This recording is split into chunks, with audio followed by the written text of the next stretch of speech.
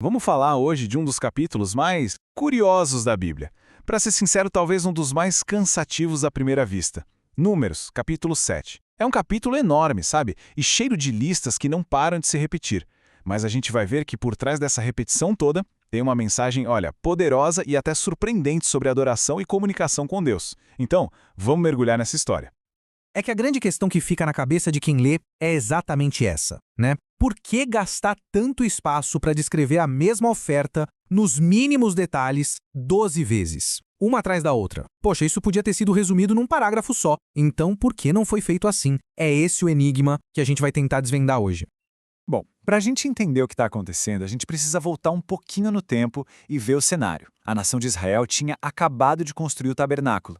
Pensa numa tenda sagrada, que seria o centro de toda a vida espiritual do povo. E esse evento, a dedicação do tabernáculo, acontece num momento super simbólico, no primeiro dia do primeiro mês do segundo ano da jornada deles. Ou seja, era algo de um significado gigantesco para a nação inteira. Então, essa dedicação foi um evento que durou 12 dias. E a organização foi a seguinte: a cada dia, o líder de uma das 12 tribos de Israel vinha à frente para trazer uma oferta em nome do seu povo. O que é fascinante nisso é que já mostra uma baita organização e unidade da nação, sabe? Todo mundo participando junto desse momento tão sagrado. Agora, o que realmente chama a atenção é o nível de detalhe. Vamos pegar o primeiro dia como exemplo. Chega o Naasson, da tribo de Judá, e apresenta a oferta dele. E a lista, gente, é incrivelmente detalhada. Fala de um prato de prata com quase 1,5 kg, uma bacia de prata, uma vasilha de ouro cheia de incenso, e depois vem uma lista super precisa de animais para cada tipo de sacrifício. Guarda bem essa lista na cabeça, porque ela é a chave para a gente entender o mistério todo. E é aqui que o enigma se apresenta. Porque no segundo dia, o líder de Issacar traz a oferta dele e é exatamente a mesma lista, descrita com os mesmos detalhes. No terceiro dia, o líder de Zebulon, a mesma coisa. O texto vai lá e repete a lista inteira, palavra por palavra, para cada uma das 12 tribos. A pergunta que não quer calar é: por quê? Então é nesse ponto que a gente precisa virar a chave do nosso pensamento. E se a repetição não for só um detalhe chato? E se o estilo literário, a própria repetição, for a mensagem principal? E se o jeito que a história é contada for, na verdade, a mensagem em si? Pois é, o pulo do gato parece ser exatamente este. Ao registrar cada oferta, de cada tribo, e ainda por cima com o nome de cada líder, o texto está comunicando algo fundamental: que Deus vê e valoriza a adoração de cada um, individualmente. Sabe? Ele não junta tudo num bolo só, não mistura tudo no mesmo saco. Cada ato de devoção, cada oferta específica é notada e registrada pessoalmente. A gente vê aqui uma coisa incrível, uma dualidade. Porque, de um lado, a dedicação era, sem dúvida, um evento coletivo, uma grande celebração nacional.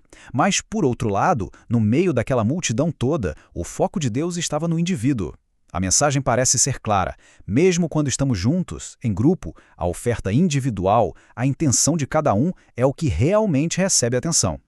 E essa série de atos de adoração, que eram individuais, mas estavam totalmente unificados no propósito, não termina por aí, não. Na verdade, tudo isso prepara o terreno para o grande clímax do capítulo, uma consequência direta e muito poderosa de tudo que aconteceu naqueles 12 dias. E aqui está o resultado final. Depois de toda essa adoração detalhada e recebida individualmente, o canal de comunicação se abre de uma forma espetacular. Moisés entra no tabernáculo e ouve a voz de Deus falando com ele. E não é uma intuição, não. É de forma audível, clara, vindo diretamente do lugar mais sagrado. É como se a adoração sincera do povo tivesse criado o ambiente perfeito para essa revelação divina acontecer. Puxa, Moisés teve um privilégio incrível de ouvir a voz de Deus de um jeito tão direto. Mas, e hoje? Como isso se aplica? Essa reflexão é importante. Embora aquela experiência de ouvir a voz, daquela forma, tenha sido única para Moisés, o acesso à orientação divina continua.